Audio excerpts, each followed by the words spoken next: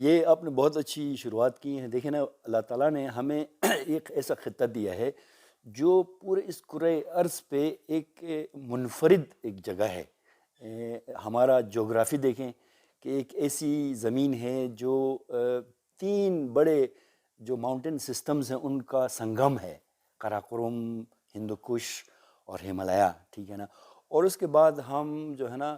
یہ جو ہسٹوریکل اور ماڈرن ٹریڈ روٹس کے اوپر ہیں۔ ہسٹوریکل مینز جو سلک روٹ تھا اس کے اوپر، اس کی وجہ سے ہماری ثقافت جو ہے نا ایک بہت ہی رچ ثقافت آئی ہے۔ ہم China, central Asia, south Asia, west Asia کے سنگم پہ ہیں۔ ابھی ماڈرن جو ٹریڈ روٹس بن رہی ہیں، سی پیک بن رہا ہے BRA کے انڈر میں، وہ ایک بہت بڑا انقلاب لا سکتا ہے۔ اور اللہ تعالیٰ کی ایک اور بڑی مہربانی یہ ہے کہ ہمیں جو مالی دولت ہے وہ پہلے نہیں ملی ہے، پہلے ہمیں عقلی دولت ملی ہے، ہمیں تعلیم ملی ہے، ہمیں تعلیم کی طرف ہمارا رجحان ہوا ہے، اور ہمارے پاس ایک نیچرل اور ہیومن ڈائیورسٹی ہے۔ دنیا میں کہیں بھی جو ترقی ہوتی ہے اس کا راز یہ ہوتا ہے کہ آپ ایک ڈائیورسٹی، اب اسی حساب سے اسی قدرت نے جو ہمیں انعامات سے نوازا ہے، اسی حساب سے اب ہمیں اپنے ہیومن پالیسیز اور پولیٹیکل پالیسیز اور اکنامک پالیسیز اور سوشل پالیسیز بنانے کی ضرورت ہے۔ اگر اس کا ہم نے اپنی ذمہ داری پوری کی تو یہ خطہ دنیا میں سب سے اعلیٰ ترین ایک جگہ بن سکتا ہے۔ اور جس طرح ابھی آپ سیکرٹری صاحب سے بات کر رہے تھے، یہاں 65% جو ہے نا وہ آبادی جو ہے نا وہ ینگ لوگوں پہ مشتمل ہے۔ اور ایک اور انقلاب جو آیا ہے وہ ڈیجیٹل انقلاب آیا ہے، کہ یعنی یہاں گھر میں بیٹھ کے لوگ امریکہ سے، لندن سے، یورپ سے پیسے کما رہے ہیں۔ تو یہ ٹرینڈ جو ہے نا، ٹرینڈ بہت اچھا ہے ہمارا تو، لیکن ابھی ہم جیسے لوگ ہیں جو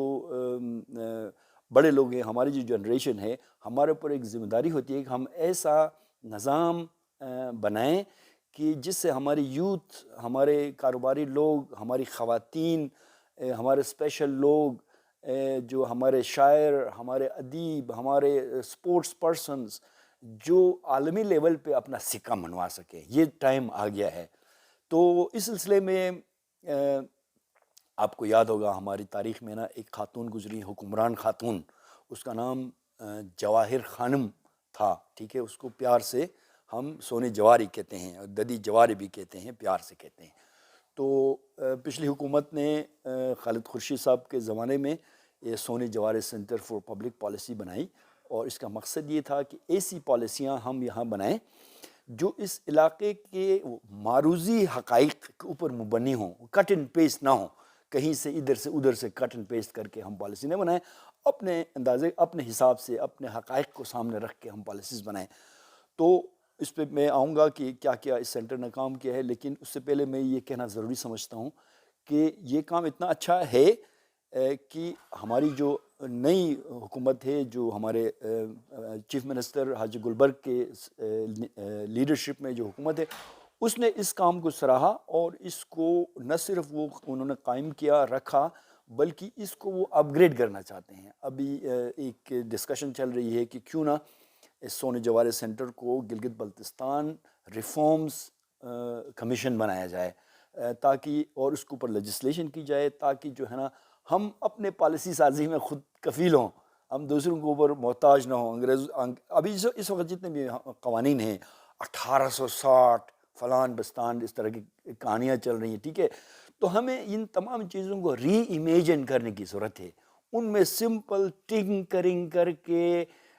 نقطہ یا چینج کر کے، کوئی پیرا چینج کر کے، کوئی سیکشن چینج کر کے اس کو چلانے کے بجائے ہمیں ایک 21ویں صدی کے تقاضوں کو سامنے رکھ کے ہمیں ایک نیا ایک جو ہے نا پالیسی کی بنیاد رکھنے کی ضرورت ہے، اور ہر شعبے میں، تعلیم کے شعبے میں، معیشت میں، سوشل ڈیولپمنٹ میں، ایکالوجی میں، ابھی یہ کلائمیٹ چینج کے بڑے ایشوز آ رہے ہیں، ان کے اوپر ہمیں کام کرنے کی ضرورت ہے۔ تو یہ مختصراً یہ بات ہے۔ تو اس 2 سال کے عرصے میں اس سینٹر نے، جس طرح سیکرٹری صاحب نے بتایا، کچھ اہم پالیسی سازی کے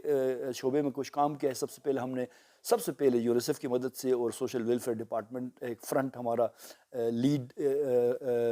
ادارہ ہے، اس کی ساتھ مل کے ہم نے Gilgit Baltistan social protection policy بنائی ہے، جس کے خدوخال سیکرٹری صاحب نے آپ کو بتایا۔ اس کے علاوہ ہم نے ایک جو اہم اور کام کیا ہے وہ لوکل گورنمنٹ، اس کو ہم نے لوکل سیلف گورنمنٹ کے نام سے ایک ایکٹ بنایا ہے، ڈرافٹ ایکٹ بنایا ہے، اور اس میں بھی لوکل گورنمنٹ بہت امپورٹنٹ ہے۔ ابھی ہم دیکھ رہے ہیں ہمارے ملک میں جو کرائسس ہے،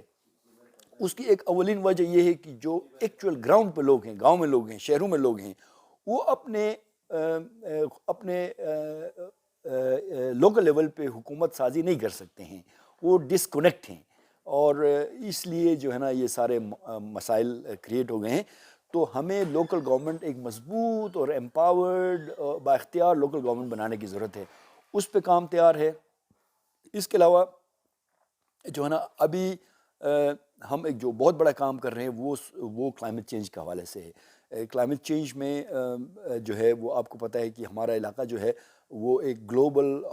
کلائمیٹ ہاٹ سپاٹ کہلاتا ہے، یہاں پہ گلیشیئرز پگھل رہے ہیں، اور یہ جو دریائے سندھ ہے اس میں جو 72% پانی ہے وہ ان گلیشیئرز اور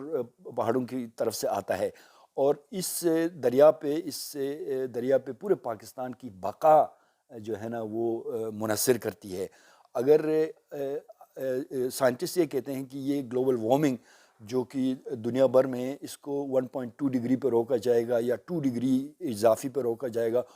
وہ اگر 2 ڈگری پہ بھی روکا گیا تو اس کے نتائج پہاڑی علاقوں میں، ہمارے علاقوں میں وہ 5 ڈگری ہوگا، 3 سے 5 ڈگری۔ آپ اندازہ لگائیں 3 سے 5 ڈگری ایوریج گلوبل ٹمپریچر بڑھتا ہے، تو اس سے یہ جو ہے نا اگلے 50 سال میں یہ ہمارے گلیشیئرز جو ہے نا وہ ختم ہو جائیں گے، اور اس کے ریپرکشنز ہیں، اس کے امپلیکیشنز ہیں۔ مثال کے طور پر جب آپ گلوبل وارمنگ کا جو پیک ہوگا اس میں یہ بہت سارے جو ہے نا گلیشیئرز پگھل جائیں گے، اور دریائے سندھ جو ہے اس کی بہاؤ جو ہے وہ بہت بڑھ جائے گی، اور وہ طوفان آئے گا، اور اس کے اوپر اگر جو ہے نا مانسون کے جو سیزن میں بارش بھی ہو گئی، یعنی پگھلا ہوا پانی بھی شامل ہو گیا، بارش کا پانی بھی شامل ہو گیا، اور اس طرف انڈیا نے جو ہمارے دریاؤں کو بند کیا ہے، وہ جب پانی زیادہ ہوگا تو وہ بھی گیٹ کھولیں گے، تو آپ اندازہ لگائیں کہ نوح کا طوفان جو ہے نا وہ متوقع ہے ہمارے اس ملک پہ، اور اس کے لیے ہمیں جو ہے نا ہم نے کاوشیں کی ہیں، اور ایک پہلا جو بڑا پروجیکٹ ہے وہ شیل کمپنی کے ساتھ ہم کرنے جا رہے ہیں، جس میں ہم ملینز اینڈ ملینز آف درخت لگائیں گے، جو ہماری بنجر زمینیں ہیں ان پر درخت لگائیں گے۔ اس کو نیچر بیسڈ سولوشن کہتے ہیں، یعنی قدرت نے ایک نظام بنایا ہے کہ گلوبل جو کلائمیٹ وارمنگ ہے، وہ گلوبل وارمنگ ہے، اس کو روکنے کا بہترین طریقہ یہ ہے کہ درخت لگائیں۔ درخت لگانے سے کیا ہوتا ہے کہ درخت جو ہے جو فضا میں جو کاربن ہے جو ایک گرین گیس کہلاتا ہے، وہ اس کو ایبزارب کرتے ہیں اور سٹور کرتے ہیں۔ مثال کے طور پر اگر ایک سفیدے کا درخت ہے تو اس کا 25% جو ہوتا ہے نا وہ کاربن ہوتا ہے، یعنی تو اگر آپ ملینز اینڈ ملینز آف درخت لگائیں تو وہ millions and millions of carbon, ton of carbon جو ہے نا اس کو وہ ایٹماسفیئر سے اٹھا کے اس کو سٹور کرتا ہے۔ تو اس طرح جو مائکرو کلائمیٹ ہیں ہمارا اپنے علاقوں جو ہمارے پہاڑوں کے پاس جو داس ہیں، آپ کو پتہ ہے داس گرمیوں میں بہت گرم ہوتے ہیں، ان داس کو، ان بنجر زمینوں کو اگر گرین کیا جائے، گرین کور دیا جائے، تو پہاڑوں پہ اور گلیشیئرز پہ اس کا امپیکٹ جو ہے نا وہ کم ہوگا۔ اور یہ ایک 10 سال کا 5 سال کا پروگرام نہیں ہے، یہ 100 سال کا پروگرام ہے، اور اس کو اگر ہم خوش اسلوبی سے کر سکے اور ہم اپنے، اور اس میں انکم بھی ہے، کیونکہ ہم اس سے اس جو ایمیشنز ہیں ان کو روکنے کے سرٹیفیکیشنز ہوتی ہیں، کریڈٹس ہوتی ہیں، اس کو سی آرز کہتے ہیں، کاربن کریڈٹس کہتے ہیں۔ وہ کاربن کریڈٹس عالمی مارکیٹ میں بکتا ہے، تو اس وقت عالمی مارکیٹ میں کاربن جو کریڈٹس ہیں اس کی قیمت تقریباً $10-12 پر ٹن ہے، لیکن یہ جا کے $100 ہو سکتا ہے، کیونکہ دنیا میں جو یہ کلائمیٹ کا کرائسس ہے اس کی وجہ سے کاربن کی پرائس ہے وہ بڑھ جائے گی۔ تو اس میں پھر ایک قسم کے ہمارے فارمرز کے لیے، جو دہقان ہیں، جو زمیندار ہیں، جو لوگ ہیں دیہات میں رہتے ہیں، ان کے لیے ایک قسم کا پرماننٹ پینشن کا انتظام ہوگا، یعنی آپ اس کو یہ کہہ سکتے ہیں کہ درخت لگاؤ ڈالر کماؤ۔ تو اس طرح اس کا معیشت کے ساتھ بھی لنک ہے۔ جب آپ معیشت بہتر ہوگی تو پھر وہی لوگ جو ہم نے دیکھا کہ لوگوں کی جب آمدنی بڑھتی ہے تو لوگ سب سے پہلے کیا کرتے ہیں، اپنے بچوں کی تعلیم پہ انویسٹ کرتے ہیں، اور اس طرح جو ہے نا ایک اس کو ہم کہیں گے کہ ایک ورچوئس سائیکل کریٹ کرنا چاہتے ہیں، یعنی ایک کام آپ شروع کرو، اس کے مثبت جو نتائج ہیں وہ دوسرے شعبوں پہ اثر انداز ہوتے ہیں، پھر اس کے پھر جو اثرات ہیں وہ دوسرے شعبوں پہ اثر انداز ہوتے ہیں، تو یہ اس کو ورچوئس سائیکل اس کو کہتے ہیں۔ تو میں اس علاقے کا بندہ ہوں، اور میرا دل ہم سب کا، ہمارے جنریشن کے جو لوگ ہیں، ہم یہی چاہیں گے کہ جب ہم اس دنیا سے رخصت ہوں تو ہم اپنی اس علاقے کی جو نسل ہے، آئندہ نسل ہے، اس کے لیے ایک ایسا نظام، ایسا سسٹم بنائیں کہ وہ ان کی زندگیوں کو بہتر کر سکے۔ صحیح۔ اچھا، ساتھ ایک اور چیز آپ کی باتوں سے سامنے آئی،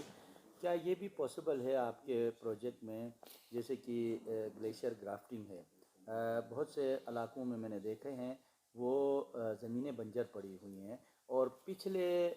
بزرگوں نے وہاں پہ اس کی پیوند کاری کی تھی برف کی، تو بعد والوں نے کہا اس سے ہماری زمینیں تباہ ہوں گی، اس پیوند کاری کو تباہ کی۔ اس طرح ایک دو جگہ میں نے دیکھی ہیں۔ کیا پاسبل ہے آپ کے اس میں پروجیکٹ میں اس طرح بھی کوئی کام آپ سامنے لانا چاہتے ہیں؟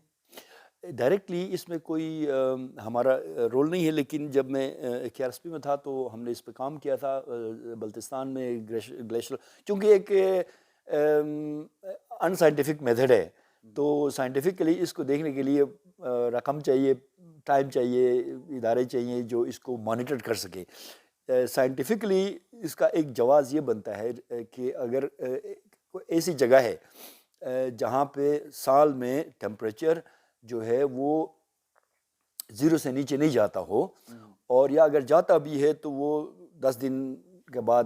یعنی کچھ دنوں کے لیے 0 سے اوپر جاتا ہو، باقی 0 سے نیچے رہتا ہو، تو وہاں پہ یہ گرافٹنگ ممکن ہے۔ لیکن اس کے لیے اور بھی شرائط ہیں۔ اس کے لیے سب سے پہلی بات یہ ہے کہ جو دو گلیشیئرس کو آپ ملائیں گے، اس کے ارد گرد انسولیشن، جو ہمارے قدیم زمانے میں کرتے تھے، انسولیشن کرتے تھے، برادہ رکھتے تھے، وہ پتہ نہیں کیا کیا رکھتے تھے، تو اس کو انسولیٹ کرتے تھے۔ اور جو اہم جو شرط ہے وہ یہ ہے کہ وہ ایک ایسی جگہ ہونی چاہیے جہاں پہ اس کو کنٹینیوس موئسچر ملتا ہو۔ مثال کے طور پر راکا پوشی ہے، راکا پوشی سے جس طرف ہوا چلتی ہے وہ بیسیکلی موئسچر ٹرانسفر ہوتا ہے، اور ایسی جگہ پہ جہاں پہلے سے گلیشیئر نہیں ہے، آپ نے ایک گلیشیئر سیڈ کیا اور اس کو متواتر جو ہے وہ ایک پرماننٹ گلیشیئر سے اس کو موئسچر ٹرانسفر ہوتا رہو اور وہ فریز ہوتا رہو، تو اس کی گروتھ بنتی ہے۔ تو یہ ٹیکنیکلی پاسبل ہے، لیکن اس کے لیے بہت سروے کرنے کی ضرورت ہے، وہ کون سے مناسب جگہ ہیں جہاں پہ یہ سارے جو ہے نا فیکٹرز جو ہے نا وہ اچھا، موجود ہیں۔ آخر میں ظاہر ہے جو مادری زبان کے حوالے سے تو میری خواہش یہ ہوگی، بروشسکی میں بھی، شنا میں جو بھی آپ علاقائی زبانیں جانتے ہیں، تو اس میں مختصر ایک پیغام آپ دے دیں تاکہ ہمارے بچے، ہمارے جو دانشور ہیں، وہ اپنی زبان میں، اپنی مادری زبان میں بات کریں۔ ہاں، یہ بہت ایک اہم بات آپ نے چھیڑی، یہ بھی میرے دل کے بہت قریب ہے، اور اس گلگت بلتستان میں بہت سے ایسے لوگ ہیں جو اس سے یہ دل میں یہ آرزو رکھتے ہیں کہ جو ہماری جو لنگوسٹک ڈائیورسٹی ہے یہ یونیک ہے۔ اس میں کچھ 6-7 زبانیں تو ہماری یہاں پہ آلریڈی بولی جاتی ہیں، ان میں ایک زبان بروشس کی جو ہے وہ انٹرنیشنلی اس کو وہ انکلاسیفائڈ ہے، اس کو لیونگ اینشینٹ لینگویج کہتے ہیں۔ یعنی دنیا بھر میں کوئی 4-5 زبانیں ایسی ہیں جن کا یہ کہاں سے آئی ہیں یہ کلاسیفیکیشن نہیں ہوئی ہے۔ تو سیکٹری صاحب کی مہربانی سے ہم ایک بروشس ریسرچ اکیڈمی ہم اس کو رجسٹر کرنے جا رہے ہیں۔ بروشس پہ انفارملی بہت کام ہوا ہے، اور زبانوں پہ بھی بہت کام ہوا ہے، لیکن اس کو ہم فارمل طریقے سے کرنا چاہتے ہیں، لیگل فارمل طریقے سے کرنا چاہتے ہیں، اور اس میں بروشس میں اور شنا میں بہت سے کام ہوئے ہیں، اور وخی پہ کام ہوا ہے، بلتی پہ بہت کام ہوا ہے۔ بلتی زبان جو ہے نا 3 ملکوں میں بولی جاتی ہے، اسی طرح وخی زبان ہے، وہ بھی سنٹرل ایشیا میں بھی بولی جاتی ہے، چائنا کے کچھ حصوں میں بھی بولی جاتی ہے۔ اس طرح ہماری کھوار چترالی زبان ہے، وہ ایک ایسٹ پرشین لینگویج کہلاتی ہے، وہ بھی اس علاقے میں لوگ ملٹی لنگول ہیں، اور دنیا کا ریسرچ یہ کہتا ہے کہ جس جگہ پہ لوگ ملٹی لنگول ہیں تو وہ جو ہے نا وہ کامیاب لوگ ہیں۔ اب مثال کے طور پر جب آپ بچے ہوتے ہیں، ہم بچے ہوتے ہیں، تو آپ کو یہ موقع ہوتا ہے کہ آپ کئی زبانیں ایک ساتھ سیکھ سکتے ہیں، اور سائنس یہ کہتا ہے کہ جب آپ اپنی مادری زبان سے شروع کرتے ہیں تو آپ کا جو انٹلیکچوئل جو کیپیسٹی ہے وہ بڑھ جاتا ہے۔ تو مادری زبان جو ہے نا وہ بہت امپورٹنٹ ہے۔ اب میں اپنے گھر کی ایک مثال کو بتا دوں، میری ایک نواسی ہے، تو وہ ہالینڈ میں رہتے، وہ ڈچ بولتی ہے، جرمن بولتی ہے، اس کا باپ جرمن ہے، برشس کی بولتی ہے، جو میری بیٹی ہے اس کو برشس کی سکھائی ہے، اور انگریزی بولتی ہے. تو ایک 7 سال کی بچی 4 زبانیں انٹرنیشنل زبانیں بولتی ہے. آپ اندازہ لگائیں کہ اگر ہم اپنے بچوں کو مادری زبان سے شروع کرا کہ انٹرنیشنل زبانوں، چائنیز ہے، انگلش ہے،